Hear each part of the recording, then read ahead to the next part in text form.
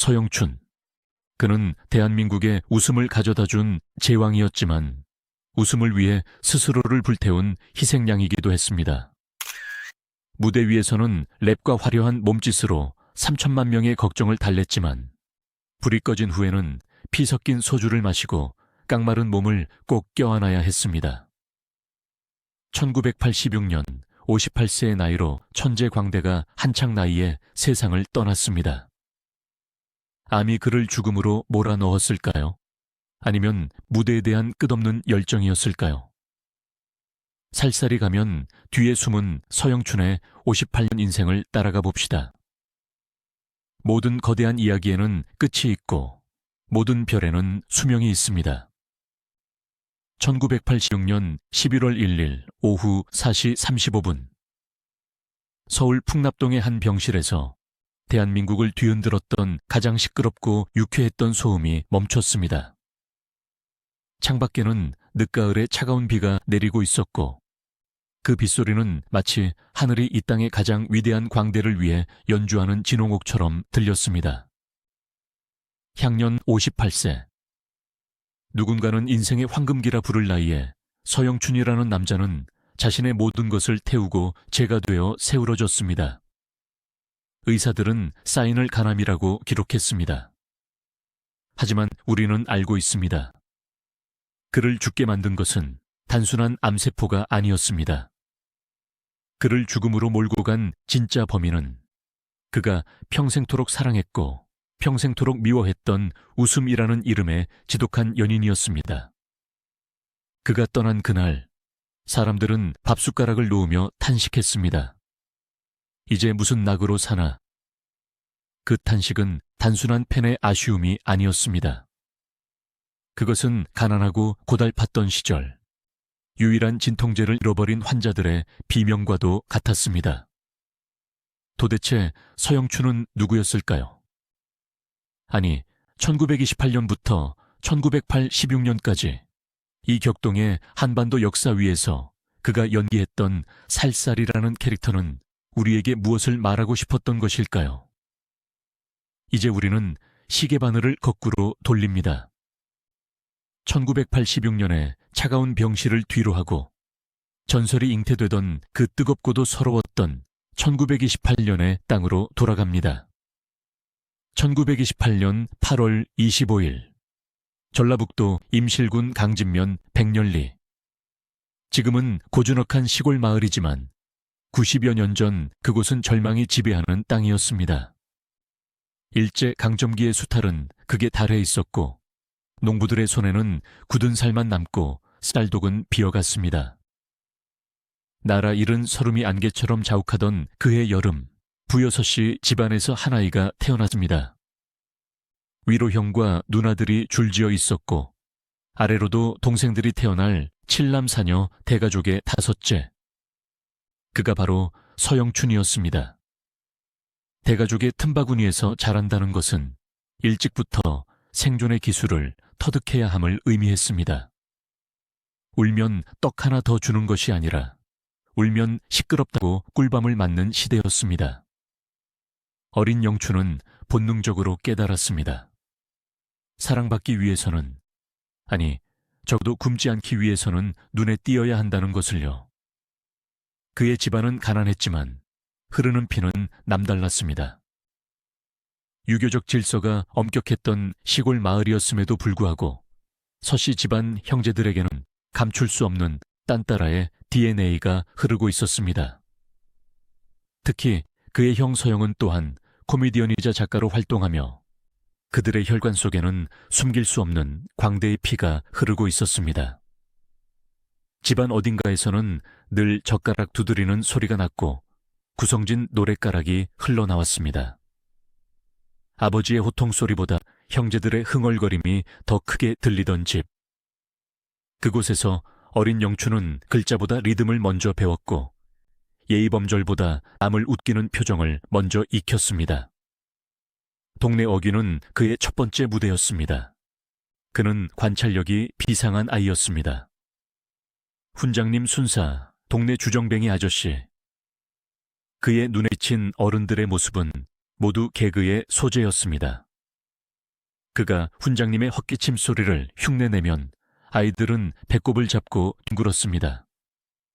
그 순간 소년 영춘의 가슴 속에서 무언가가 툭 하고 터졌습니다. 그것은 맛있는 사탕을 먹었을 때보다 더 짜릿한 쾌감이었습니다. 아, 내가 움직이니까 저들이 웃는구나. 내가 소리를 지르니까 저들이 즐거워하는구나. 그것은 권력이었습니다. 아무것도 가진 것 없는 식민지 소년이 가질 수 있는 유일한 권력. 타인의 감정을 지배하는 힘. 훗날 대한민국을 웃음바다로 만들 서영춘 매직의 씨앗은 바로 그 임실의 흙바닥 위에서 싹트고 있었습니다. 세월은 흘러 소년은 청년이 되었지만 시대는 더욱 암울해졌습니다. 1940년대 태평양 전쟁의 광풍이 몰아치며 일제는 조선의 숟가락 하나까지 공출해 갔습니다. 더 이상 시골에 머물 수 없었던 서영춘은 더 넓은 세상, 경성으로 향합니다. 하지만 서울은 꿈의 도시가 아니었습니다. 화려한 불빛 뒤에는 더 짙은 어둠이 있었습니다. 돈 없고 백 없는 시골 청년이 할 수 있는 일은 많지 않았습니다. 그는 막노동판을 전전하고 남의 집 허드레시를 하며 배를 채워야 했습니다. 그러나 그의 주머니 속에 숨겨진 재능이 두 가지 있었습니다. 하나는 남을 웃기는 입담이었고 또 하나는 의외로 섬세한 그림 실력이었습니다. 운명은 그를 극장 앞으로 이끌었습니다. 당시 극장은 대중문화의 성전이었습니다. 영화가 상영되고 악극단 쇼가 펼쳐지는 그곳은 현실의 고통을 잊으려는 사람들로 인산인해를 이루었습니다. 서영춘은 그 극장의 문 안으로 들어가는 대신 문 밖에서 사다리를 탔습니다. 바로 극장 간판을 그리는 화공이 된 것입니다. 당시 간판 화공은 단순한 기술직이 아니었습니다. 거대한 함석판 위에 배우의 얼굴을 생생하게 그려 넣어야 하는 예술가와 노동자의 경계에 있는 직업이었습니다. 서영춘은 동대문과 장충단 일대의 극장을 돌며 페인트 냄새에 찌들어 살았습니다. 언젠가는 내 얼굴도 저 간판에 걸릴 수 있을까? 김승호, 최은희, 나운규. 당대 최고의 스타들을 그리면서 그는 수없이 자문했을 것입니다. 붓끝으로 그들의 눈매를 묘사하고 화려한 의상을 색칠하면서 그는 캔버스 속 주인공이 된 자신을 상상했습니다. 하지만 현실은 냉혹했습니다. 화공은 무대 뒤편의 그림자 같은 존재였습니다. 배우들이 화려한 조명을 받으며 박수를 받을 때 그는 어두운 창고에서 신난 냄새를 맡으며 붓을 빨아야 했습니다. 그 거리감, 손을 뻗으면 닿을 듯하지만 결코 닿을 수 없는 무대와 작업실 사이에 그 짧은 거리가 청년 서영춘에게는 세상에서 가장 먼 거리였습니다. 그러나 이 시기 화공 생활은 그에게 뜻밖의 수업 시간이 되었습니다. 간판을 잘 그리기 위해서는 영화나 쇼의 내용을 정확히 파악해야 했고 배우들의 표정 하나하나를 세밀하게 관찰해야 했습니다. 그는 도둑이었습니다. 돈을 훔친 것이 아니라 무대 위 배우들의 기술을 훔쳤습니다. 저기서는 잠시 멈춰야 해. 저 대사는 좀 더 빠르게 쳐야 웃기지. 넘어질 때는 그냥 넘어지면 안 돼. 다리를 꼬면서 넘어져야 해. 교과서도 없었고 스승도 없었습니다. 오직 어깨너머로 본 것들이 그의 교재였습니다. 그는 무대 감독이 조명을 어떻게 쏘는지, 악단이 언제 효과음을 넣는지, 그리고 결정적으로 관객들이 어느 타이밍에 박수를 치고 어느 대목에서 폭소를 터뜨리는지를 뼈저리게 체득했습니다. 남들이 무대 위만 볼 때 그는 무대 뒤의 생리를 누구보다 가까이서 지켜온 준비된 연출가이자 배우였습니다. 먼지와 땀 냄새가 뒤섞인 극장 뒷골목. 그곳이 바로 서영춘 코미디의 태동지였습니다. 1945년 해방의 기쁨도 잠시, 1950년 6월 25일 전쟁이 터졌습니다.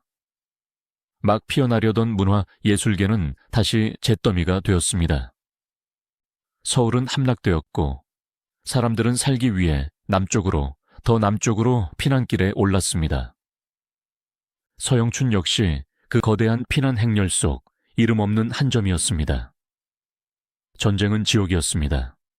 죽음이 일상이 된 나날들, 포탄이 떨어지는 소리, 아이들의 울음소리, 굶주림에 지친 신음소리. 하지만 역설적이게도 이 지옥 같은 비극은 사람들로 하여금 더욱더 미친 듯이 웃음을 갈망하게 만들었습니다. 너무나 힘들고 고통스럽기에 잠시라도 현실을 잊게 해줄 마취제가 필요했던 것입니다. 임시 수도 부산. 그 혼란 속에서도 쇼는 계속되어야 했습니다. 미군 부대에서 흘러나온 깡통을 두드리며 음악을 연주했고 찢어진 옷을 기워 입은 배우들이 무대에 올랐습니다. 서영춘은 다시 붓을 잡았습니다. 피난지 극장의 간판을 그리며 생계를 이었습니다. 하지만 전쟁 전과는 달랐습니다. 그의 눈빛에는 더 이상 막연한 동경만이 아닌 굶주린 짐승 같은 야성이 서려 있었습니다. 생과 사의 경계선을 넘나들며 그는 깨달았습니다. 인생 별거 없다. 오늘 죽을지 내일 죽을지 모르는 세상. 하고 싶은 거 한번 해보고 죽어야 하지 않겠나. 그는 그림을 그리면서도 끊임없이 흉내를 냈습니다. 작업실 동료들은 그의 최고의 관객이었습니다.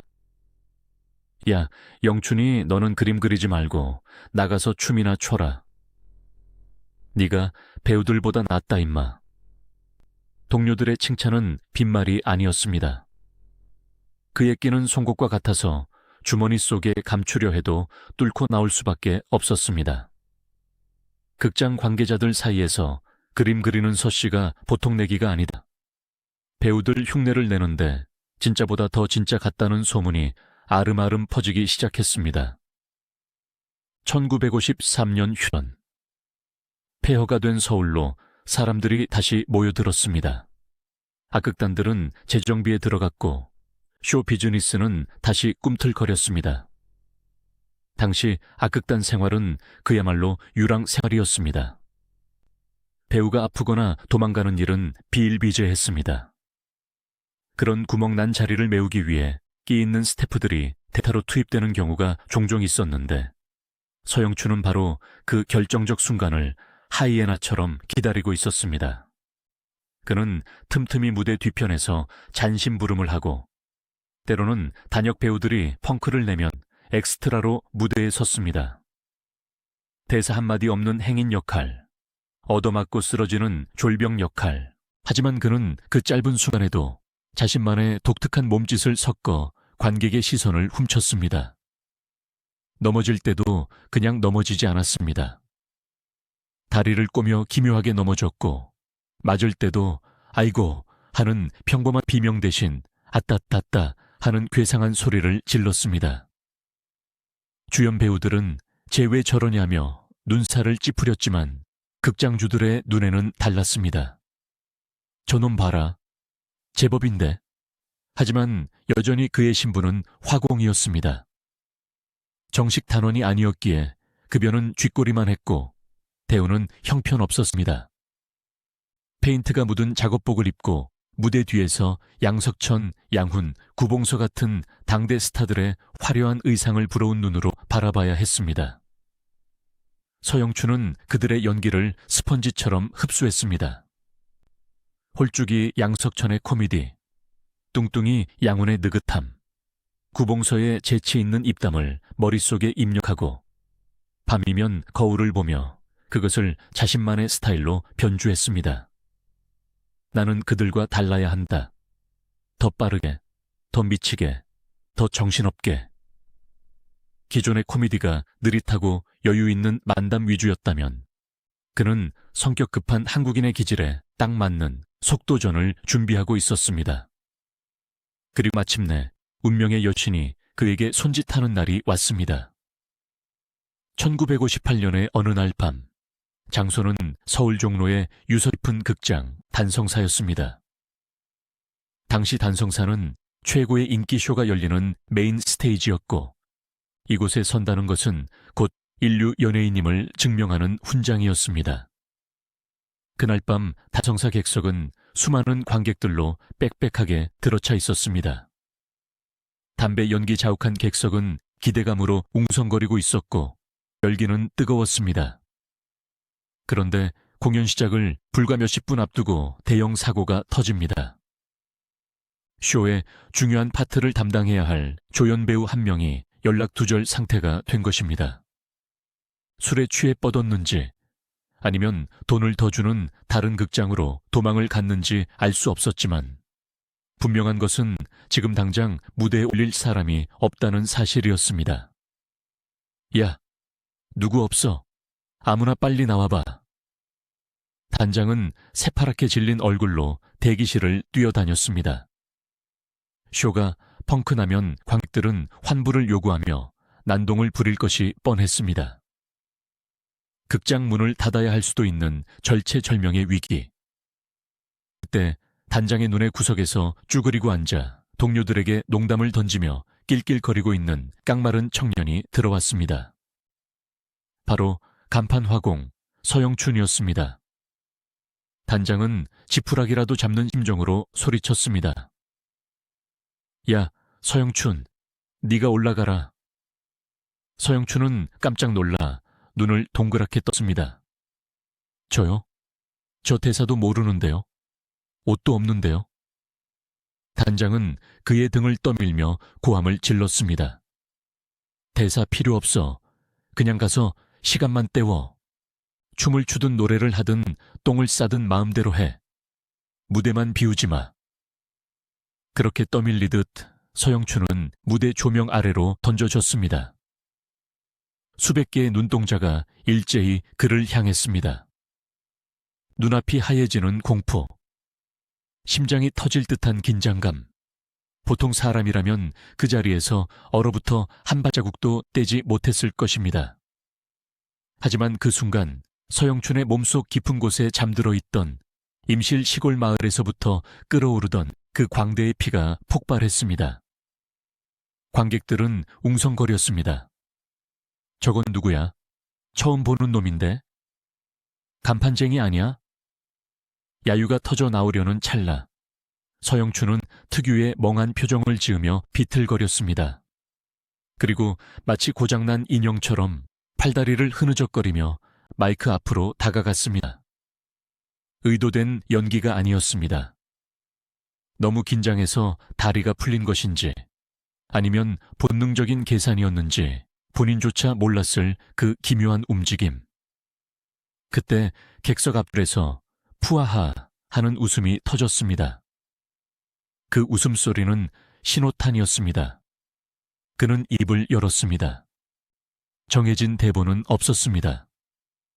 그저 머릿속에 떠오르는 대로 평소 작업실에서 동료들을 웃기던 그 말투 그대로 짓거리기 시작했습니다. 말이 막히면 몸을 썼습니다. 넘어지고 구르고 누나를 굴렸습니다. 그의 몸은 마치 고무로 만든 것처럼 자유자재로 꺾였고 그의 입에서는 기관총처럼 쉴 새 없이 엉뚱한 소리들이 튀어나왔습니다. 그것은 기존의 점잖은 만담과는 차원이 다른 날 것 그대로의 슬랩스틱이자 전위적인 부조리극이었습니다. 문법도 없었고 맥락도 없었습니다. 오직 웃음이라는 목적 하나만을 위해 달리는 폭주기관차였습니다. 객석은 순식간에 뒤집어졌습니다. 사람들은 의자를 치고 발을 구르며 웃어댔습니다. 저런 미친놈은 처음 본다. 배꼽 빠지겠다. 단성사의 낡은 지붕이 들썩일 정도의 폭소였습니다. 무대 뒤에서 가슴을 졸이던 단장은 안도의 한숨을 넘어 경악했습니다. 떼방으로 내보낸 화공이 주연 배우보다 더 큰 박수를 받고 있었기 때문입니다. 그날 밤 무대에서 내려온 서영춘의 온몸은 땀으로 흠뻑 젖어 있었습니다. 다리는 후들거렸지만 그의 눈은 전과는 비교할 수 없을 만큼 밝게 빛나고 있었습니다. 그는 알았습니다. 이제 다시는 페인트 붓을 잡지 않을 것임을, 자신의 손에는 붓 대신 마이크가, 캔버스 대신 관객들의 마음이 쥐어졌음을 직감했습니다. 화공 서영춘이 죽고 코미디언 서영춘이 태어난 밤이었습니다. 바야흐로 대한민국 코미디의 판도를 뒤바꿀 살사리의 시대가 열리고 있었습니다. 하지만 이것은 시작에 불과했습니다. 극장을 평정한 그에게 더 거대한 괴물, 라디오와 텔레비전이라는 새로운 시대가 기다리고 있었습니다. 단성사의 그 뜨거웠던 밤이 지나고 서영춘이라는 이름 석자는 충무로와 종로 일대의 흥행 보증수표가 되었습니다. 하지만 1960년대 초반, 진정한 혁명은 무대 밖에서 보이지 않는 전파를 타고 오고 있었습니다. 바야흐로 라디오의 시대였습니다.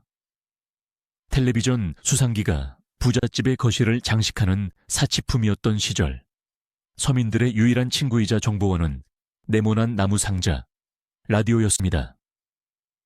온 가족이 저녁 밥상머리에 둘러앉아 김치찌개를 먹으며 라디오 스피커에서 흘러나오는 소리에 귀를 기울이는 풍경. 그것은 당대의 가장 보편적인 행복이었습니다. 그리고 이 소리의 마법은 타고난 목소리의 마술사였던 서영춘에게 날개를 달아주는 결정적인 계기가 됩니다. 1961년 문화방송이 라디오 방송을 개국하면서 전설은 새로운 국면을 맞이합니다. 당시 방송국 PD들은 극장 무대를 휩쓸고 다니던 서영춘의 소문을 익히 듣고 있었습니다. 그들은 그를 스카우트하기 위해 혈안이 되었습니다.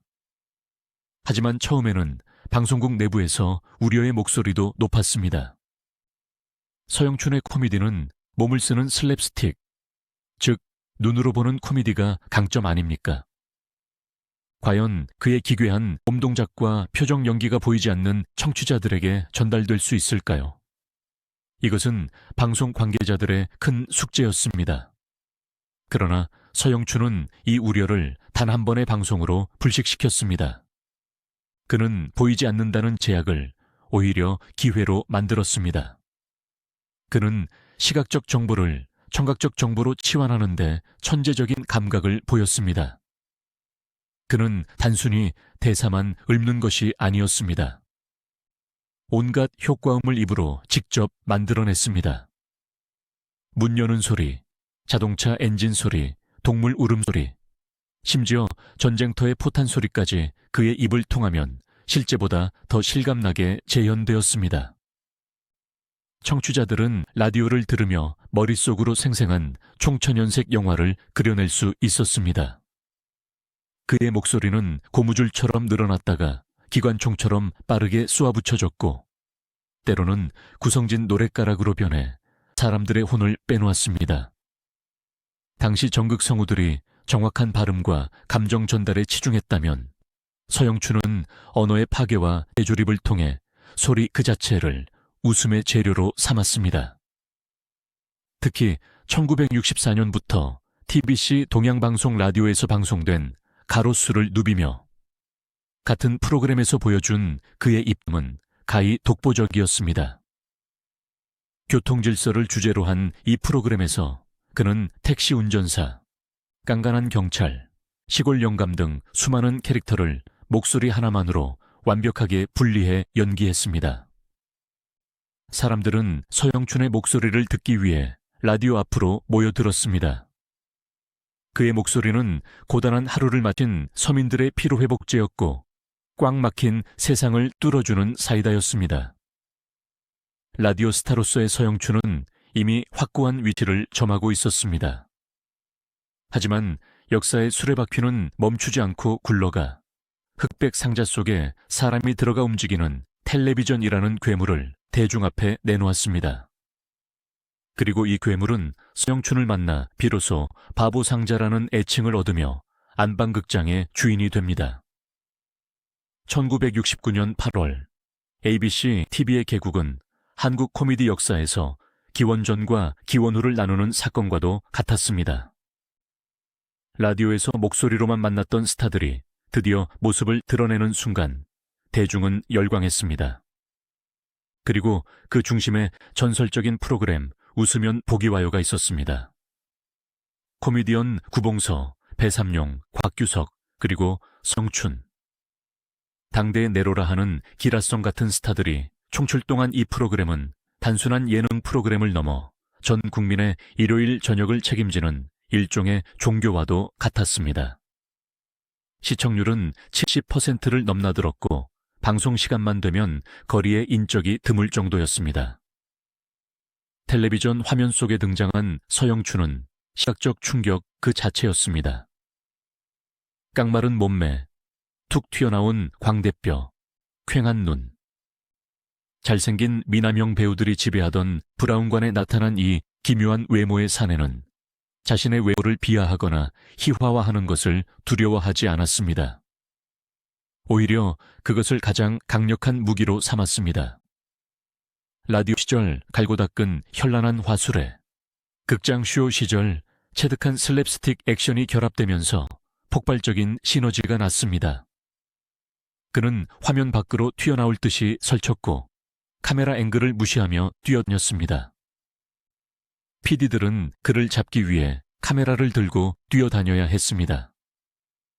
이 시기 우리는 한국 코미디의 황금기를 이끌었던 트로이카 체제를 분석해 볼 필요가 있습니다. 구봉서, 배삼룡, 그리고 서영춘. 이 세 사람은 각자 완벽하게 다른 포지션을 점하고 있었습니다.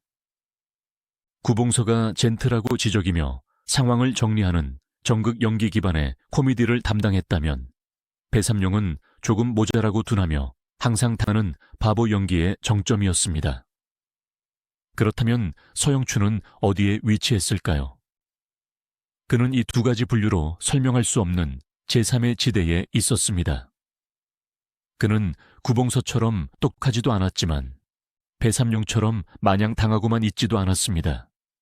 그는 예측 불가능했습니다.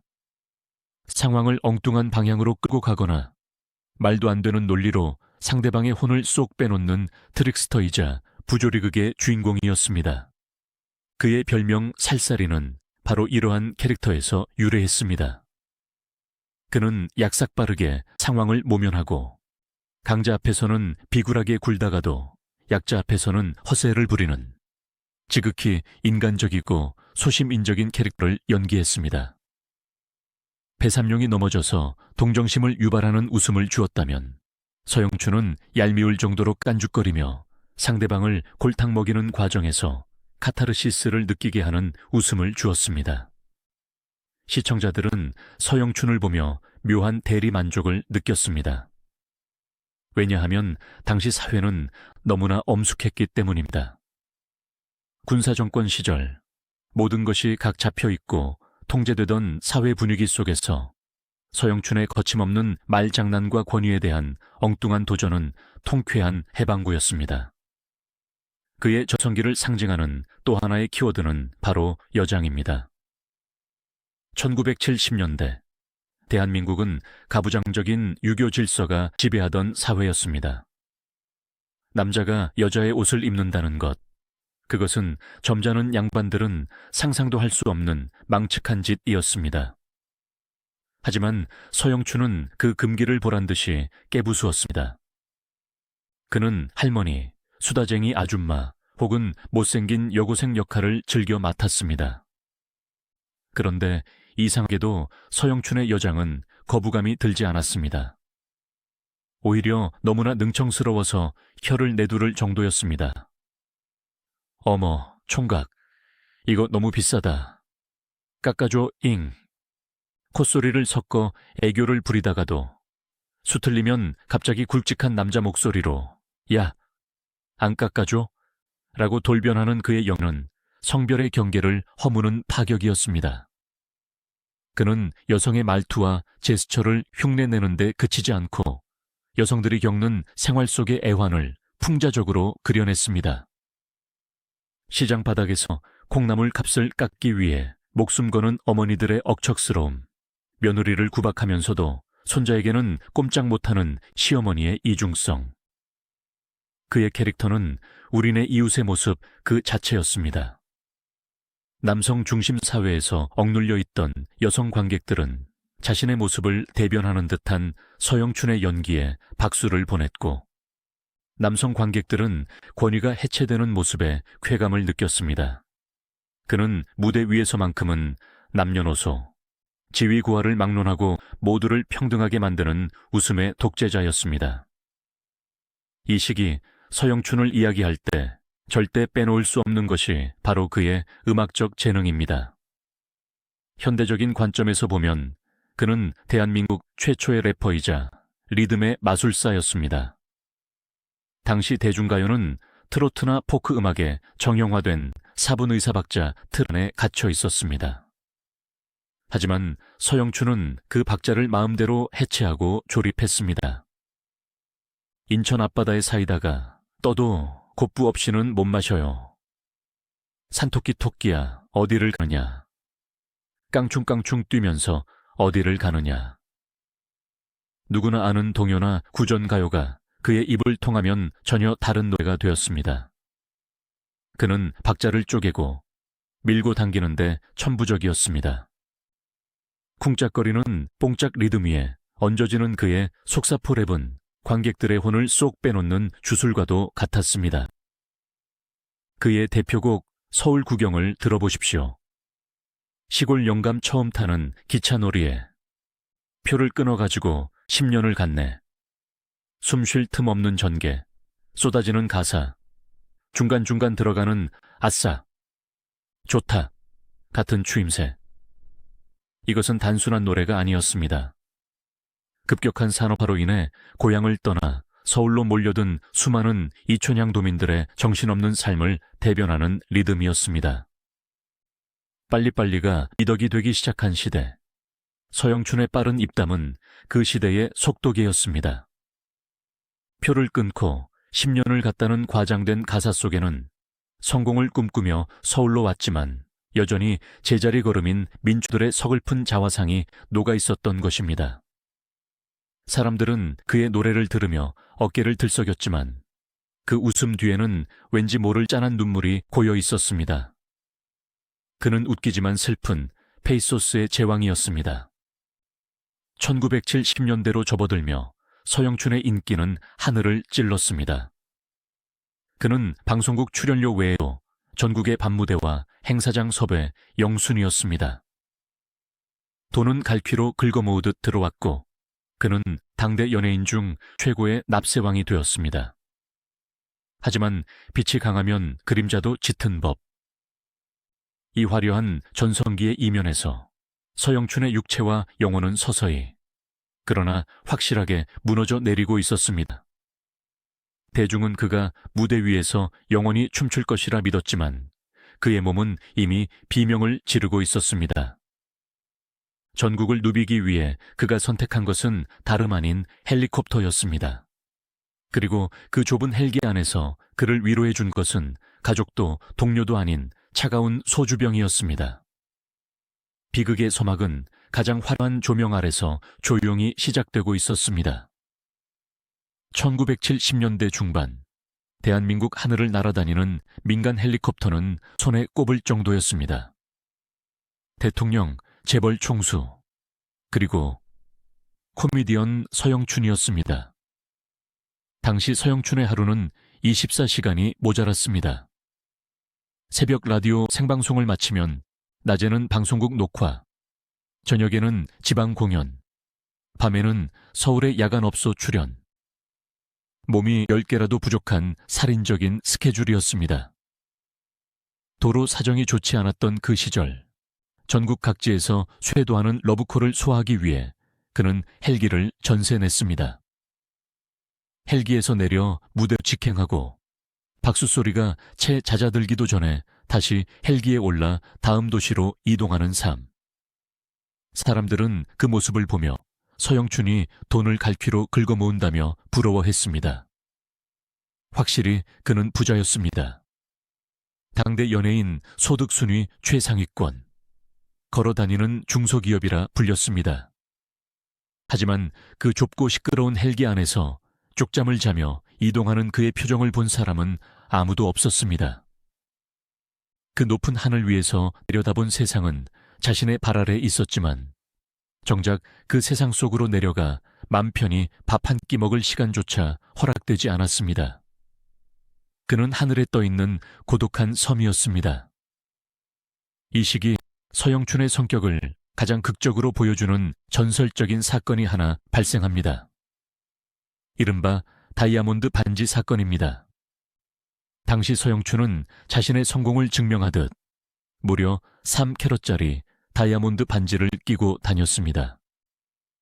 가난했던 화공 시절의 서름을 보상받으려는 듯 그는 그 반지를 트롯처럼 자랑스러워했습니다. 방송에서도 사석에서도 그 반지는 그의 손가락에서 빛나고 있었습니다. 그러던 어느 날 지방 공연을 마치고 거나하게 술에 취한 그가 숙소 근처의 재래식 화장실에 들렀을 때였습니다.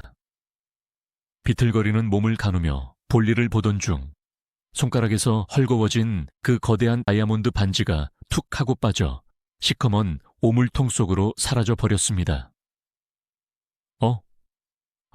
술이 확 깰 법도 한 상황. 서울 강남의 아파트 한 채 값에 육박하는 보석이 똥통에 빠진 것입니다. 보통 사람이라면 사람을 불러서라도, 아니 직접 들어가서라도 그 반지를 찾아냈을 것입니다. 하지만 서영춘은 그 어두운 구멍을 잠시 내려다보더니 코를 막고 툭 한마디를 내뱉었습니다. 에이 씨, 더러워, 관두자. 동료들이 기겁을 하며 물었습니다. 형님, 지금 제정신입니까? 그걸 그냥 두고 와요. 3캐럿인데. 그러자 서영춘은 태연하게 말했습니다. 야, 똥통에 빠진 다이아몬드가 무슨 보석이냐. 그건 이미 똥이야. 내 손 떠났으면 내 거 아니지. 누군가 똥 퍼가는 사람이 횡재하겠지. 이 기막힌 일화는 단순한 호기가 아니었습니다. 그것은 물질에 대한 그의 기묘한 허무주의를 보여줍니다. 그는 돈을 벌기 위해 생명을 깎아가며 무대에 섰지만 정작 그렇게 번 돈에는 큰 집착이 없었습니다. 그에게 돈이나 보석보다 중요한 것은 순간의 기분, 자존심, 그리고 무엇보다 구질구질하지 않은 삶이었습니다. 오물을 뒤집어 쓰고 반지를 찾는 자신의 모습이 스타 서영춘의 가오를 구기는 일이라 생각했기 때문일까요? 아니면 어차피 인생은 빈손으로 왔다. 빈손으로 가는 공수래공수거라는 것을 본능적으로 알고 있었기 때문일까요? 사람들은 이 사건을 두고 역시 서영춘답다며 웃어넘겼지만 훗날 돌이켜보면 그것은 서글픈 징조였습니다. 반지를 똥통에 버리듯 그는 자신의 건강과 생명을 그렇게 조금씩 미련 없이 흘려보내고 있었던 것입니다. 1970년대 그의 활동 영역은 브라운관을 넘어 스크린으로 확장되었습니다. 바야흐로 코미디 영화의 전성시대. 신성일, 엄앵란의 멜로 영화와 당당히 맞짱을 뜬 것이 바로 서영춘 주연의 코미디 영화들이었습니다. 특히 1970년 개봉한 영화 여자가 더 좋아하는 그의 여장 연기가 정점에 달했음을 보여주는 작품이었습니다. 그는 이 영화에서 남녀 1인 2역을 소화하며 성별을 넘나드는 연기를 선보였습니다. 하지만 관객들이 배꼽을 잡고 웃는 그 장면들 뒤에는 서영춘의 육체적 고통이 숨어 있었습니다. 당시 한국 영화 촬영 현장은 열악하기 그지없었습니다. 안전장치도 대역 스턴트맨도 없었습니다. 그는 영화 속에서 2층에서 뛰어내리고 달리는 차에 매달리고 계단에서 굴렀습니다. 감독이 대역 쓸까요? 라고 물으면 그는 고개를 저었습니다. 가짜가 하면 관객들이 안 웃어. 내가 굴러야 진짜로 아파 보이고 그래야 웃기지. 그의 몸은 강철이 아니라 고무처럼 보였지만 그 모든 충격을 맨몸으로 받아내는 과정에서 그의 관절과 근육은 비명을 지르고 있었습니다.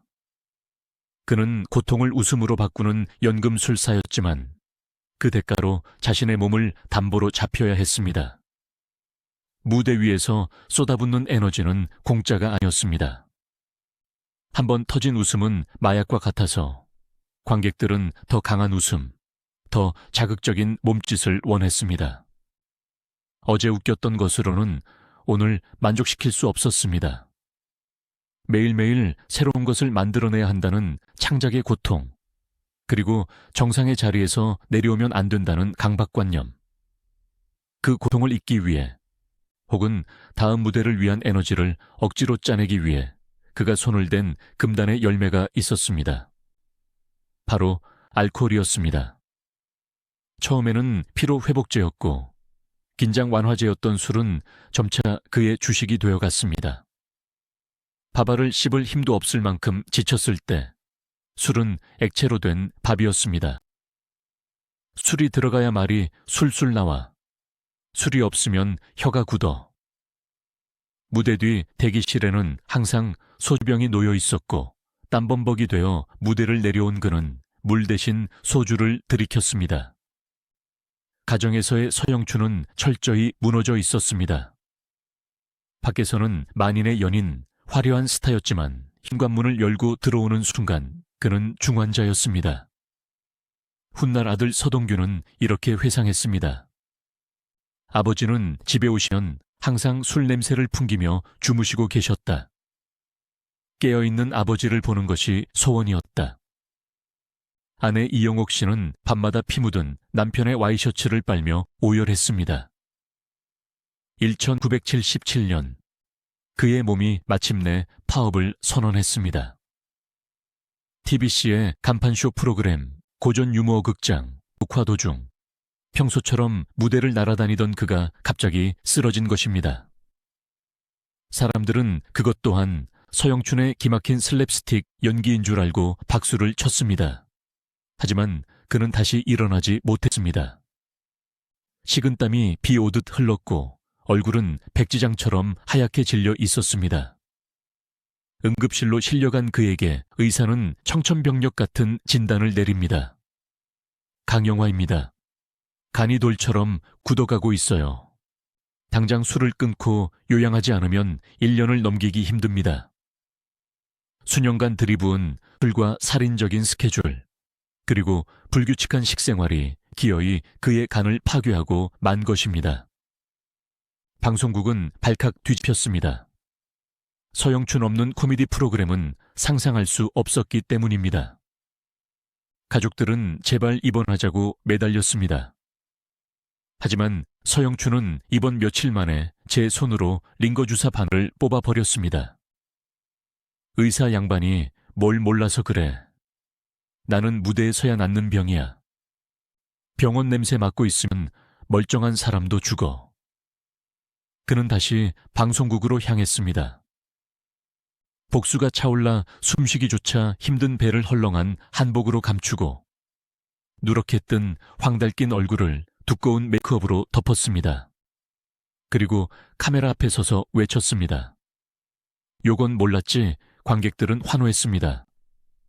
역시 서영춘이야. 아프다더니 다 거짓말이었네. 하지만 그 웃음소리 뒤편에서 그의 생명시계는 째깍째깍 누구보다 빠르게 종착역을 향해 달려가고 있었습니다. 이것은 비극의 두 번째 막이었습니다. 1980년대라는 새로운 시대가 오고 있었지만 서영춘의 시대는, 그리고 서영춘의 시간은 저물어가고 있었습니다. 1980년 12월 1일 대한민국 방송 역사에 또 하나의 거대한 변곡점이 찾아왔습니다. 흑백의 세상이 총천연색으로 바뀌는 순간 바로 컬러 텔레비전 방송이 시작된 것입니다. 대중에게는 신세계가 열린 축복과도 같은 날이었지만 병마와 처절한 사투를 벌이고 있던 늙은 광대 서영춘에게 이 기술적 진보는 잔인한 심판대와도 같았습니다. 흑백 화면은 관용이 있었습니다. 배우의 잡티와 주름, 그리고 병색을 적당히 회색 톤으로 감추어 주었습니다. 하지만 선명한 컬러 화면은 그 어떤 거짓말도 용납하지 않았습니다. 두꺼운 파운데이션으로도 감출 수 없는 누렇게 뜬 얼굴색, 황달기가 역력하여 탁해진 눈동자, 그리고 복수가 차올라 기형적으로 변해가는 복부 라인까지. 컬러 TV는 늙고 병든 광대 치부를 현미경처럼 적나라하게 대중 앞에 전시했습니다. 시청자들은 화려한 색감에 열광하면서도 화면 속 서영춘의 모습에서 알 수 없는 위화감을 느끼기 시작했습니다. 서영춘 씨, 얼굴이 왜 저렇게 흑빛이야? 입술이 보라색이네? 어디 아픈가? 사람들의 수군거림은 방송국 대기실까지 바람처럼 스며들었습니다. 그는 거울 앞에서 더 두껍게 분을 발랐고 입술에는 피처럼 붉은 루즈를 짙게 칠했습니다. 그것은 미용을 위한 화장이 아니었습니다. 죽음의 그림자를 지우려는 처절한 위장이었습니다. 아직 멀었어. 들키면 안 돼.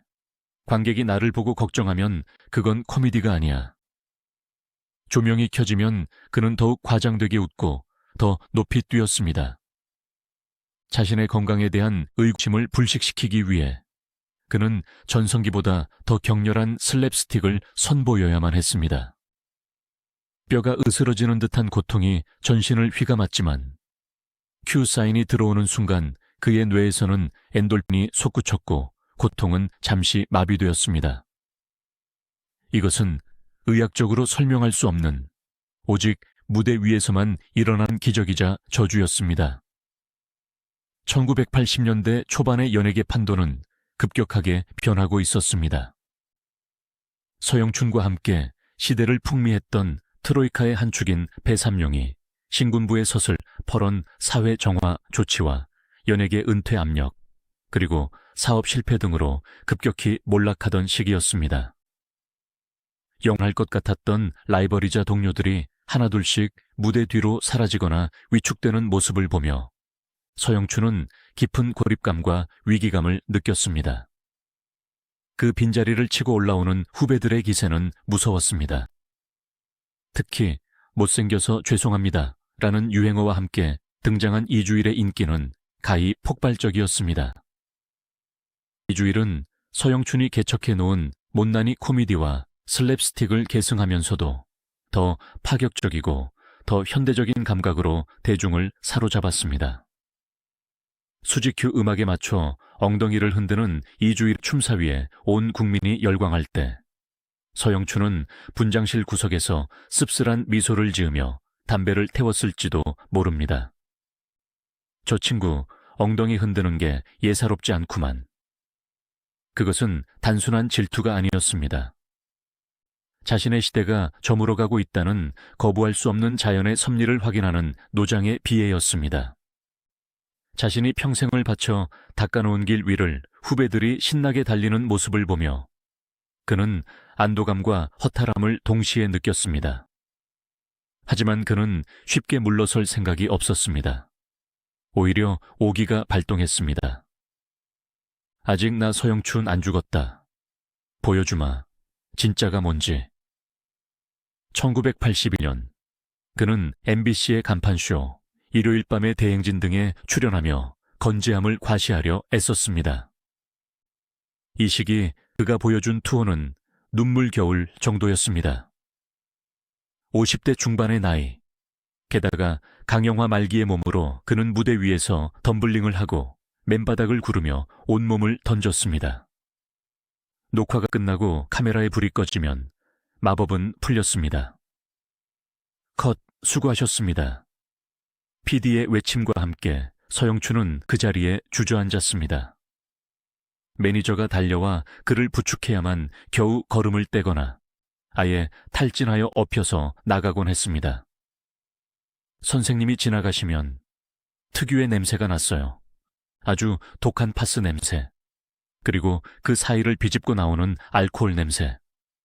그리고 왠지 모를 피 냄새 같은 비릿함까지. 저희는 감히 말을 걸 수도 없었습니다. 그 뒷모습이 너무나 거대하고 또 너무나 작아 보였거든요. 후배 개그맨들은 존경심과 안타까움이 뒤섞인 침묵으로 그의 뒤를 따랐습니다. 그는 자신의 고통을 후배들에게 들키고 싶지 않아 대기실 문을 걸어 잠그고 홀로 신음했습니다. 복수가 차올라 터질 듯한 배를 움켜쥐고 그는 다음 대사를 외우고 또 외웠습니다. 가정에서의 서영춘은 더 이상 코미디언이 아니었습니다. 그는 생명줄을 잡고 버티는 환자이자 가족을 위해 목숨을 건 가장이었습니다. 강영화는 합병증을 동반했습니다. 식도 정맥류가 터져 피를 토는 일이 잦아졌습니다. 아내 이영옥 씨는 남편의 건강을 위해 전국에 좋다는 약은 다 구해왔습니다. 인삼, 녹용, 민간요법. 하지만 이미 딱딱하게 굳어버린 간을 되살리기에는 역부족이었습니다. 제발 방송 좀 쉬세요. 이러다 정말 죽어요. 아내의 애원에도 그는 고개를 저었습니다. 내가 쉬면 우리 식구들은 뭐 먹고 살아? 내가 벌어놔야 애들 공부도 시키고 시집장가도 보낼 거 아니야. 그가 죽음 앞에서도 마이크를 놓지 못한 이유는 명확했습니다. 지긋지긋했던 가난. 임실 시골 마을에서 겪었던 그 배고픔을 자식들에게는 절대 물려주고 싶지 않았던 아버지의 집념이었습니다. 그는 자녀들에게는 엄하고 무심한 아버지였습니다. 집에 들어오면 항상 잠만 잤고 깨어있을 때는 대본만 봤습니다. 하지만 그 무심함 뒤에는 자신이 언제 떠날지 모른다는 공포와 남겨질 가족들에 대한 미안함이 짙게 깔려 있었습니다. 그는 말 대신 돈으로 사랑을 표현하려 했습니다. 자신의 생명을 갉아먹어 번 돈으로. 이 무렵 방송 출연료만으로는 부족했던지 아니면 대중과의 만남을 끊을 수 없었던지 그는 밤무대 업소를 돌았습니다. 나이트클럽의 탁한 공기와 담배 연기는 강영화 환자에게 치명적인 독가스나 다름없었습니다. 하지만 그는 그곳에서도 인천 앞바다의 사이다가 떠도를 불렀습니다. 취객들은 그가 아픈 줄도 모르고 술잔을 건넸습니다. 어이, 서영춘 씨, 한 잔 받아. 연예인이 술 빼면 쓰나. 거절할 수 없었습니다. 술을 마셔야 취객들의 흥을 맞출 수 있었고 술을 마셔야 통증이 잊혀졌기 때문입니다. 그는 독배인 줄 알면서도 그 잔을 비웠습니다. 악순환의 고리는 끊어지지 않았고 그에 가는 돌처럼 구더 기능을 상실해 갔습니다. 동료 코미디언 베일집은 당시를 이렇게 회상합니다. 업소 대기실에 가보면 형님은 소파에 시체처럼 누워 계셨어요. 흔들어도 안 일어날 것처럼. 그런데 사회자가 서영춘 하고 이름을 부르면 스프링처럼 튀어나가셨죠. 나가면서 야, 일지봐. 나 얼굴 괜찮냐? 웃기냐? 하고 묻는데 저는 눈물이 나서 볼 수가 없었습니다. 그것은 공연이 아니었습니다. 자기 파괴적인 제의였습니다. 그는 무대 위에서 서서히 자살하고 있었습니다. 웃음이라는 무기를 들고 죽음이 가까워질수록 그는 더욱 사람을 챙겼습니다. 특히 배고픈 후배들을 보면 그냥 지나치지 못했습니다. 1980년대 초반 이미 몸이 망가질 대로 망가진 상태에서도 그는 방송이 끝나면 후배들을 이끌고 포장마차로 향했습니다. 그는 자신의 술잔에는 몰래 사이다를 채우고 후배들에게는 아낌없이 술과 비싼 안주를 시켜주었습니다. 많이 먹어라. 개그맨이 배고프면 안 된다. 배고프면 웃음이 구차해져. 비굴해진다고. 든든하게 먹어야 배짱 있게 웃길 수 있는 거야. 당시 무명이었던 후배들은 선배의 덜덜 떨리는 손을 보며 목이 메어 안주를 삼키지 못했습니다. 그는 알고 있었습니다. 배고픔이 얼마나 서러운지, 그리고 그 배고픔이 예술가의 자존심을 어떻게 갉아먹는지. 자신이 겪었던 그 처절한 가난을 후배들에게는 물려주고 싶지 않았던 선배의 마음. 비록 자신의 몸은 병들어 가고 있었지만 후배들의 꿈만큼은 건강하게 자라기를 바랐던 그의 내리사랑. 이것이 오늘날까지 수많은 후배들이 서영춘을 아버지로 기억하는 이유입니다. 1984년이 저물어갈 무렵 서영춘의 활동은 눈에 띄게 줄어들었습니다. 이제는 정신력으로도 육체의 붕괴를 막을 수 없는 한계점에 다다랐기 때문입니다. 방송국에서는 그를 위한 특집 프로그램을 준비하자는 이야기가 조심스럽게 나오기 시작했습니다. 그것은 은퇴식이자 다가올 이별을 준비하는 예식이 될 것이었습니다. 하지만 서영춘은 아직 포기하지 않았습니다. 그는 마지막 불꽃을 태우기 위해 최후의 무대를 준비하고 있었습니다. 1985년 운명의 해가 밝아오고 있었습니다. 1985년 운명의 해가 밝았습니다.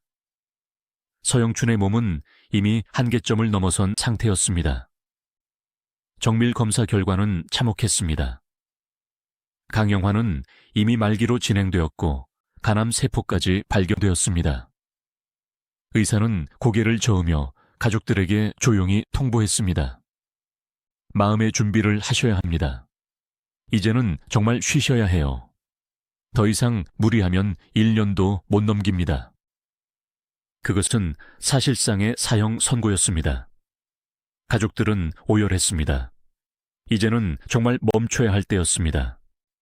제발 병원에 입원해서 치료만 받자고, 돈이고 방송이고 다 필요 없다고 아내는 남편의 바짓가랑이를 잡고 매달렸습니다.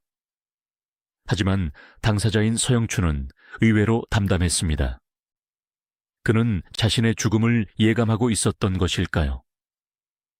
그는 의사의 경고 앞에서도 초연하게 말했습니다. 내가 병원에서 누워만 있으면 나는 산송장이나 다름없어. 무대에서 죽는 게 낫지. 병원 천장만 보고 있다가 죽기는 싫다. 그는 퇴원을 고집했습니다. 죽음이 임박했음을 알기에 그는 더욱더 세상과 그리고 대중과 만나고 싶어 했습니다. 병실의 침묵보다는 관객의 소음이 그에는 더 필요한 산소 호흡기였기 때문입니다. 방송국 PD들도 그의 건강 상태를 알았기에 섭외를 주저하던 시기 서영춘은 스스로 짐을 꾸려 밖으로 나갔습니다.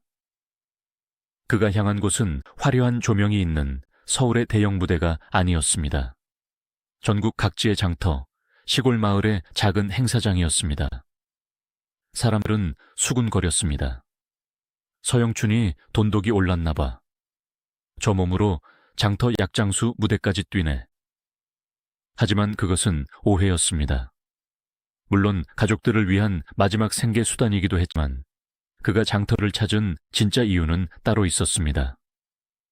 그곳에는 심의가 없었습니다. 저속하다, 퇴폐적이다라며 그의 몸짓을 난도질하던 검열관도 시간을 재촉하는 PD도 없었습니다. 오직 자신을 보고 순수하게 웃어주는 흑투성이 관객들만 있었습니다. 아이고, 서영춘이 왔네. 텔레비전보다 더 늙었구먼. 할머니들이 건네는 투박한 농담에 그는 제가 원래 좀 차갔어요 라며 맞받아쳤습니다. 그곳에서 그는 진정한 광대였습니다. 어쩌면 그는 생의 마지막 순간에 가장 순수했던 시절, 극장 간판을 그리며 꿈을 키웠던 그 초심의 자리로 돌아가고 싶었는지도 모릅니다. 흙먼지 날리는 바닥, 막걸리 냄새, 그리고 가식 없는 웃음소리. 그것이 그가 그토록 사랑했던 진짜 무대였습니다. 찬바람이 불기 시작하던 그해 가을, 그는 아들 서동균을 불렀습니다. 평소 자식들에게 무뚝뚝했던 아버지가 처음으로 진지한 대화를 청한 것입니다. 그는 앙상해진 손으로 아들의 손을 잡고 물었습니다. 동균아, 너는 나중에 뭐가 되고 싶으냐? 아들이 머뭇거리자 그는 씁쓸하게 웃으며 충격적인 말을 꺼냈습니다. 이 애비처럼 광대짓은 하지 마라. 그것은 유언과도 같은 당부였습니다. 겉은 화려해 보여도 속은 썩어 문드러지는 게 이 짓이다. 남들 웃기느라 제 식구들 눈에는 피눈물 나게 하는 게 이 짓이야. 너는 평범하게 살아라. 남들처럼 월급 받고 저녁에 일찍 들어오는 그런 사람으로 살아라. 자신이 겪었던 창작의 고통, 무대 뒤의 공허함, 그리고 망가진 육체. 그는 사랑하는 아들이 그 가시밭길을 걷지 않기를 바랐습니다. 하지만 정말 그것이 그의 진심이었을까요? 훗날 아들 서동규는 회상합니다. 아버지가 그 말을 하면서도 내심 아들이 자신의 끼를 물려받았는지 확인하려는 듯한 눈빛을 보냈다고 말입니다. 하지 마라는 말 속에는 내가 겪은 고통이 너무 크다는 회한과 동시에 그래도 나는 이 길을 사랑했다는 자부심이 뒤섞여 있었습니다. 광대의 피는 그렇게 말 한마디로 끊어낼 수 있는 것이 아님을 그 자신도 알고 있었을 것입니다. 1986년으로 접어들며 그의 병세는 급격히 악화되었습니다. 이제는 의지력으로 버틸 수 있는 단계가 아니었습니다. 혼수 상태가 오락가락했고 극심한 복통이 그를 덮쳤습니다. 하지만 방송국에서 섭외가 오면 그는 거절하지 않았습니다.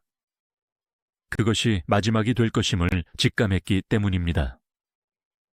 그해 초 한 특집 프로그램 녹화장. 대기실에 누워있던 그는 큐 사인이 들리자 벌떡 일어났습니다.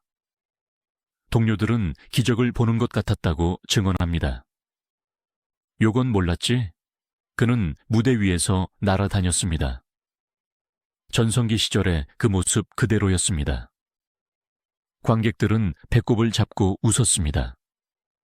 하지만 무대 뒤편의 공기는 무거웠습니다. 후배들은 선배의 동작 하나하나가 생명을 깎아내는 소리처럼 들려 고개를 들 수 없었습니다. 저 웃음은 단순한 코미디가 아니라 한 인간이 죽음과 맞서 싸우며 피워올리는 마지막 불꽃이었습니다. 오부녀의 코너가 끝나고 조명이 꺼지자 서영춘은 그 자리에 실이 끊어진 인형처럼 쓰러졌습니다. 그것이 그가 방송국 무대에서 보여준 마지막 모습이었습니다. 결국 그는 모든 활동을 중단하고 병원에 입원하게 됩니다. 화려했던 무대 의상을 벗고 환자복으로 갈아입은 천재 코미디언. 병실 창밖으로 보이는 세상은 여전히 분주하게 돌아가고 있었지만 그의 시간은 멈춰가고 있었습니다. 병만은 잔인했습니다. 복수는 폐를 압박해 숨쉬기조차 힘들게 만들었고 암세포는 뼈까지 전이 되어 끔찍한 통증을 유발했습니다. 진통제로도 제어되지 않는 고통 속에서 그는 신음하며 밤을 지새웠습니다. 하지만 병상에 누워서도 그는 코미디언이었습니다. 그는 병실에 TV를 켜놓고 후배들의 개그 프로그램을 지켜보았습니다. 가끔은 희미하게 웃기도 하고 가끔은 눈살을 찌푸리기도 하면서 그는 쉰 목소리로 중얼거렸습니다. 저 녀석, 저기서는 템포를 좀 더 빨리 가져가야지. 아, 저건 너무 질질 끄는데. 그의 몸은 침대에 묶여 있었지만 그의 영혼은 여전히 브라운관 속을 뛰어다니고 있었습니다. 병실은 곧 눈물바다가 되었습니다. 소식을 듣고 달려온 구봉서, 배삼룡, 송해 등 평생의 동지들은 뼈만 앙상하게 남은 친구의 모습을 보고 말을 잇지 못했습니다. 특히 누구보다 그를 아꼈던 단짝 구봉서는 친구의 손을 잡고 하염없이 눈물을 흘렸습니다. 영춘아, 일어나라. 일어나서 한판 놀아야지. 우리 아직 할 거 많잖아. 서영춘은 힘겹게 눈을 떠 친구를 바라보았습니다. 그리고 평생을 그래왔듯 그 순간에도 친구를 웃기기 위해 입을 달싹였습니다. 목소리는 들리지 않았지만 입모양은 이렇게 말하고 있었습니다. 형님, 울지 마요. 촌스럽게 왜 그래? 죽음 앞에서도 유머를 잃지 않았던 그의 모습은 주위를 더욱 숙연하게 만들었습니다. 그는 자신의 죽음을 심파극으로 만들고 싶지 않았습니다. 마지막까지 희극인답게 유쾌하게 퇴장하고 싶어 했습니다. 1986년 10월의 마지막 밤, 병실 밖에는 늦가을 비가 추적추적 내리고 있었습니다. 빗소리에 섞여 들려오는 그의 거친 숨소리는 마치 고장난 영상이 돌아가는 소리처럼 불안하고 위태로웠습니다. 이제 마지막 커튼콜이 준비되고 있었습니다. 관객 없는 병실, 차가운 링거병, 그리고 째깍거리는 시계 소리만이 그의 마지막 무대를 지키고 있었습니다. 1986년 11월 1일, 운명의 날이 밝았습니다. 밤새 내리던 비는 그쳤지만 하늘은 여전히 무겁게 내려앉아 있었습니다. 서영춘의 의식은 바람 앞의 촛불처럼 위태롭게 깜박거렸습니다. 혼미한 정신 속에서도 그는 가끔 눈을 뜨고 허공을 향해 손을 휘저었습니다. 그것은 마치 무대 위에서 관객을 향해 손을 흔드는 몸짓 같기도 했고, 자신을 데리러 온 저승사자를 향해 잠깐만, 아직 할 말이 남았어 라고 제지하는 손짓 같기도 했습니다. 그의 곁을 지키던 가족들과 후배 개그맨들은 그 마지막 몸짓 하나하나를 눈에 새기며 숨죽여 울었습니다. 오후가 되자 그의 호흡이 급격히 거칠어졌습니다. 의료진이 분주하게 오갔지만 그들이 할 수 있는 일은 많지 않았습니다. 현대의학으로도 되돌릴 수 없는 생명의 종착점. 바로 그 순간 병실의 무거운 침묵을 깨는 서영춘의 마지막 농담이 터져 나왔습니다. 이것은 전설처럼 전해지는 일화이자 그가 뼛속까지 흑인이었음을 증명하는 서글픈 다큐멘터리입니다. 문병으로 온 한 후배가 가쁘게 숨을 몰아쉬는 대선배의 모습에 너무나 큰 충격을 받고 어리석은 질문을 던졌습니다. 선생님, 좀 어떠십니까? 많이 힘드세요? 사실 물어볼 필요도 없는 질문이었습니다. 하지만 서영춘은 그 순간 고통으로 일그러진 얼굴 근육을 억지로 움직여 피식 웃음을 지어 보였습니다. 그리고 아주 작지만 또렷한 목소리로 말했습니다. 야, 이놈아, 죽지 못해 산다. 후배가 그 처절한 대답에 어쩔 줄 몰라 하며 고개를 숙이자 서영춘은 호흡기를 쓴 채로 다시 한번 눈을 부릅뜨며 되받아쳤습니다. 왜? 너는 죽지 못해 사냐? 그것이 끝이었습니다.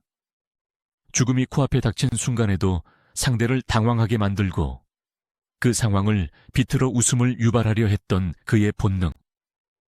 그것은 단순한 농담이 아니라 공포를 이겨내려는 인간의 위대한 의지이자 평생 남을 웃겨온 광대의 마지막 자존심이었습니다. 그 말을 끝으로 그는 다시 깊은 혼수 상태에 빠져들었습니다. 오후 4시 35분. 심전도 모니터의 그래프가 일직선을 그리며 긴 신호음을 냈습니다. 그 소리는 대한민국 코미디의 한 챕터가 완전히 닫히는 소리였습니다. 1986년 11월 1일 16시 35분 서영춘 환자 운명하셨습니다. 향년 58세. 누군가는 인생의 황홍이라 부를 나이였지만 70, 80까지 무대에 서고 싶어 했던 그의 열망에 비하면 너무나도 짧고 허무한 생이 마침표를 찍었습니다. 복도에서 대기하던 동료들은 벽을 치며 통곡했습니다. 일어나요, 형님. 거짓말이라고 해줘요. 요건 몰랐지 하며 벌떡 일어나는 반전은 없었습니다. 이번만큼은 정말로 끝이었습니다. 비보는 빛의 속도로 퍼져나갔습니다. 방송국들은 정규방송을 중단하고 속보를 내보냈습니다. 저녁 뉴스의 앵커는 심통한 표정으로 그의 부고를 전했고 자료 화면으로 그가 생전에 불렀던 서울 구경 노래 영상이 흘러나왔습니다. 흑백 화면 속에서 땀을 뻘뻘 흘리며 뛰어다니는 건강한 서영춘과 영정 사진 속에 굳어버린 서영춘. 그 잔인한 대비 앞에서 국민들은 숟가락을 놓고 멍하니 TV를 바라보았습니다. 퇴근길 가판대에 석간신문을 집어든 직장인들은 일면 톱기사를 보고 탄식을 내뱉었습니다. 항상 우리 곁에 있을 것 같았던, 언제라도 TV를 켜면 바보 같은 표정으로 우리를 위로해줄 것 같았던 그가 사라졌다는 사실을 받아들이기 힘들었습니다. 다음 날인 11월 2일 운명의 장난은 절정에 달했습니다. 이날은 서영춘의 영혼의 파트너, 구봉서의 회가변 날이었습니다. 연예계 마당발이었던 구봉서의 황합잔치는 당대 최고의 스타들이 총출동하는 거대한 축제가 될 예정이었습니다. 하지만 날이 밝자마자 구봉서는 모든 일정을 전면 취소했습니다. 호텔 연회장은 텅 비었고 대신 서울중앙병원 연간실이 인산인해를 이루었습니다. 구봉서는 상주보다 더 서럽게 울었습니다. 그는 영정사진 속의 친구를 향해 원망 섞인 혼잣말을 쏟아냈습니다. 이 나쁜 놈아, 하필이면 내 생일날 이러냐. 나보고 평생 네 제사밥 챙겨달라는 거냐. 그래, 내가 졌다. 네가 이겼어. 평생을 콤비로 살며 서로를 빛내주었던 두 사람. 한 사람은 죽음으로, 한 사람은 생일로 엇갈린 그날. 구봉서는 훗날 회고록에 남긴 대로 평생 처음으로 웃음을 잃어버린 생일을 맞이했습니다. 잔칫집에 가야 할 화환들이 장례식장으로 들어오는 광경. 그것은 마치 서영춘이 연출한 마지막 블랙 코미디 같았습니다. 슬픔과 허탈함, 그리고 인생의 무상함이 뒤섞인 기묘한 분위기 속에서 조문객들은 국화꽃을 바쳤습니다. 장례식은 코미디언장으로 치러졌습니다. 선배, 후배 할 것 없이 대한민국에서 웃음을 업으로 삼는 사람들은 모두 모였습니다. 라이벌이었던 배삼룡은 몸을 가누지 못해 부축을 받아야 했고, 전성기를 누리던 이주일은 구석에서 말없이 연신 담배만 피워댔습니다. 심영래, 최양락 같은 까마득한 후배들은 선배의 영정 앞에서 무릎을 꿇고 눈물을 쏟았습니다. 그들에게 서영춘은 단순한 선배가 아니라 코미디라는 장르를 예술의 경지로 끌어올린 개척자이자 아버지였기 때문입니다. 그가 깔아놓은 멍석 위에서 자신들이 춤을 추고 있음을 그들은 누구보다 잘 알고 있었습니다. 발인 날, 그의 관이 운구체 실릴 때 하늘도 슬퍼하듯 잿빛 구름이 드리워졌습니다. 수많은 인파가 그의 마지막 가는 길을 배웅했습니다. 시민들은 길게 서서 운구차를 향해 손을 흔들거나 고개를 숙였습니다. 어떤 할머니는 손수건으로 눈물을 훔치며 중얼거렸습니다. 아이고, 저 아까운 양반이 우리를 그렇게 웃기더니 제 명은 다 못 채우고 가네. 이제 텔레비전 무슨 재미로 보나. 서영춘은 경기도의 한 공원 묘지에 안장되었습니다. 화려한 조명도, 관객의 박수소리도 없는 차가운 땅속. 하지만 그곳은 그가 평생 처음으로 누린 헬리콥터도 PD의 고함 소리도 없는 진정한 휴식처였을지도 모릅니다. 그렇게 전설은 역사 속으로 사라졌습니다. 하지만 이야기는 여기서 끝나지 않습니다. 그가 남긴 웃음의 씨앗들은 그의 자식들에게로, 그리고 우리들의 가슴 속으로 옮겨 심어졌기 때문입니다. 서영춘의 죽음 이후 한국 연예계에는 거대한 공백이 생겼습니다. 단순히 한 명의 인기 스타가 사라진 것이 아니었습니다. 그것은 1960에서 70년대 가난과 개발 독재의 시대를 관통하며 서민들과 흙바닥에서 뒹굴었던 유랑극단식 코미디의 시대가 막을 내렸음을 의미했습니다. 그의 빈자리는 컸습니다. 후배들이 더 세련된 개그, 더 지적인 풍자를 선보였지만 서영춘이 보여주었던 그 처절하고 원초적인 몸의 언어는 사라졌습니다.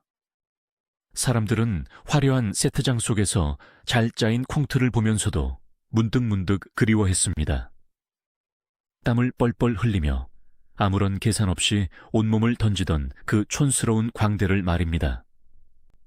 그의 죽음은 웃음 뒤의 눈물이라는 한국 코미디언의 숙명적인 모티프를 완성시켰습니다. 대중은 그를 떠나보내고 나서야 깨달았습니다. 남을 웃기는 일이 얼마나 고통스러운 창작의 과정인지, 그리고 그 웃음을 만들기 위해 한 인간이 자신을 얼마나 철저하게 파괴해야 했는지를 말입니다. 그가 떠난 이듬해인 1987년. 백상예술대상 시상식장은 눈물바다가 되었습니다. 심사위원들은 만장일치로 TV 부문 특별상 수상자로 고 서영춘을 선정했습니다. 생전에는 바보 연기를 한다, 저질이다라는 이유로 정당한 예술적 평가를 유보당했던 그가 죽어서야 비로소 최고의 권위를 가진 시상식에서 예술가로 인정받게 된 것입니다. 대리수상을 위해 무대에 오른 미망인 이영옥 씨는 트로피를 안고 하염없이 울었습니다. 그 트로피는 너무 늦게 도착한 편지와도 같았습니다. 살아생전 그가 그토록 받고 싶어 했던 인정과 박수가 이제야 주인을 찾아온 것입니다. 세월은 흘렀지만 서영춘이라는 이름은 잊혀지지 않았습니다. 오히려 시간이 지날수록 그의 가치는 재조명되었습니다. 2000년 전라북도 임실의 예원예술대학교 교정에는 특별한 동상이 세워졌습니다. 중절모를 쓰고 지팡이를 든 채 익살스러운 표정을 짓고 있는 서영춘의 동상. 이것은 한국 코미디언 역사상 최초로 건립된 동상이었습니다. 정치인이나 위인이 아닌 평생을 딴따라로 불리며 살았던 광대의 동상이 대학 캠퍼스에 세워졌다는 것. 그것은 그가 한국 대중문화사에 남긴 발자국이 얼마나 깊었는지를 방증하는 사건이었습니다. 2000년에는 희극인 최초로 이달의 문화인물에 선정되었고 2003년에는 보감문화훈장이 추서되었습니다. 국가는 뒤늦게나마 고백했습니다. 코미디는 단순한 잡기가 아니라 국민의 아픔을 어루만지는 고귀한 예술이었다고. 하지만 동상이나 훈장보다 더 살아있는 그의 유산은 바로 그의 피를 이어받은 자녀들입니다. 광대짓은 하지 말하던 아버지의 유언에도 불구하고 딸 서연선과 아들 서동규는 운명처럼 코미디언의 길을 선택했습니다. 그들은 알고 있었습니다. 서영춘의 자식이라는 꼬리표가 얼마나 무거운 왕관인지를. 사람들은 그들을 보며 자연스럽게 천재였던 아버지를 떠올렸고 그만큼 더 엄격한 잣대를 들이댔습니다. 아버지, 반만이라도 해봐라. 그런 따가운 시선 속에서도 그들은 묵묵히 무대에 섰습니다. 딸 서연선은 1990년대 뛰어난 연기력으로 코미디 부문상을 휩쓸었고 아들 서동균 역시 뮤지컬과 방송을 오가며 아버지의 끼를 증명해 보였습니다. 그들이 무대 위에서 관객을 웃길 때 어딘가에서 아버지가 흐뭇한 미소를 지으며 지켜보고 있을 것만 같은 느낌. 그것은 서영춘의 예술혼이 단절되지 않고 면면이 이어지고 있음을 보여주는 감동적인 증거였습니다. 이제 2025년을 살아가는 우리에게 서영춘은 어떤 의미일까요? 놀랍게도 유튜브와 OTT 플랫폼에는 수십 년 전 그가 출연했던 흑백 영상들이 레전드 짤이라는 이름으로 돌아다니며 젊은 세대에게 소비되고 있습니다. 화질은 흐릿하고 음질은 조악하지만 그 속에서 펄펄 날아다니는 서영춘의 에너지는 지금의 10대, 20대들에게도 신선한 충격을 줍니다. 이 할아버지 랩하는 거 봐. 미쳤다. 몸 쓰는 게 거의 성룡 수준인데. 젊은 세대의 댓글들은 그가 시대를 얼마나 앞서갔던 천재였는지를 증명합니다. CG도 없고 화려한 편집 기술도 없던 시절, 오로지 자신의 신체와 목소리라는 아날로그 도구만으로 수천만 국민을 들었다 놨다 했던 그의 능력. 그것은 디지털 시대의 화려함 속에서 길을 잃은 우리에게 인간 본연의 매력이 무엇인지를 다시금 일깨워 줍니다. 그는 잊혀진 과거가 아니라 끊임없이 재발견되는 힙한 아이콘이 되었습니다. 우리는 그를 살살이라 불렀고 동양의 채플린이라 칭송했습니다. 하지만 그 모든 수식어보다 그를 가장 잘 설명하는 단어는 아마도 아버지일 것입니다. 그는 가난했던 시절 우리 모두의 아버지였습니다. 밖에서는 온갖 멸시와 고생을 겪으면서도 집에 돌아오면 자식들을 위해 억지로라도 웃어주려 애썼던 그 시대의 슬픈 아버지상. 그가 똥통에 빠진 다이아몬드 반지를 미련 없이 버리고 돌아설 수 있었던 그 호탕함은 물질 만능주의에 찌든 오늘날의 우리에게 묵직한 질문을 던집니다. 정말 중요한 게 뭔지 아니? 돈? 명예? 아니야. 지금 이 순간 웃을 수 있는 여유야. 그는 웃음만이 유일한 희망이라는 믿음을 실천했습니다. 배고픔도, 전쟁의 공포도, 독재의 억압도 잠시나마 잊게 해줄 수 있는 유일한 마법. 그 마법을 부리기 위해 그는 기꺼이 자신을 제물로 바쳤습니다. 서영춘의 코미디에는 사람 냄새가 났습니다. 누군가를 비하하거나 혐오하는 것으로 손쉽게 얻는 웃음이 아니라 나 스스로가 낮아짐으로써 타인을 높여주고 삶의 비애를 껴안으며 터뜨리는 따뜻한 웃음이었습니다. 이제 마지막 상상을 해봅니다. 모든 고통과 병마가 사라진 저 높은 곳, 천상의 무대 위입니다. 그곳에는 깐깐한 PD도, 무서운 검열관도, 그를 괴롭히던 강영화도 없습니다. 오직 그를 사랑하는 관객들만 가득 차 있습니다. 막이 오르고 경쾌한 드럼 소리와 함께 그가 뛰어나옵니다. 깡마른 몸이 아니라 탄력 넘치는 몸으로 그는 무대 중앙으로 미끄러지듯 달려나와 특유의 익살스러운 표정을 지으며 마이크를 잡습니다. 여러분, 오래 기다리셨죠? 나 서영춘 안 죽었어요. 웃음이 살아있는 한 나는 영원히 사는 거야. 자, 한번 놀아볼까? 쿵짝쿵짝 쿵짜작 쿵짝. 객석에서는 우레와 같은 박수가 터져 나오고 그는 다시 한번 신명나게 춤을 춥니다. 엉덩이를 흔들고 눈을 굴리고 속사포 랩을 쏟아냅니다. 그 순간만큼은 그도 관객도 세상의 모든 시름을 잊고 하나가 됩니다.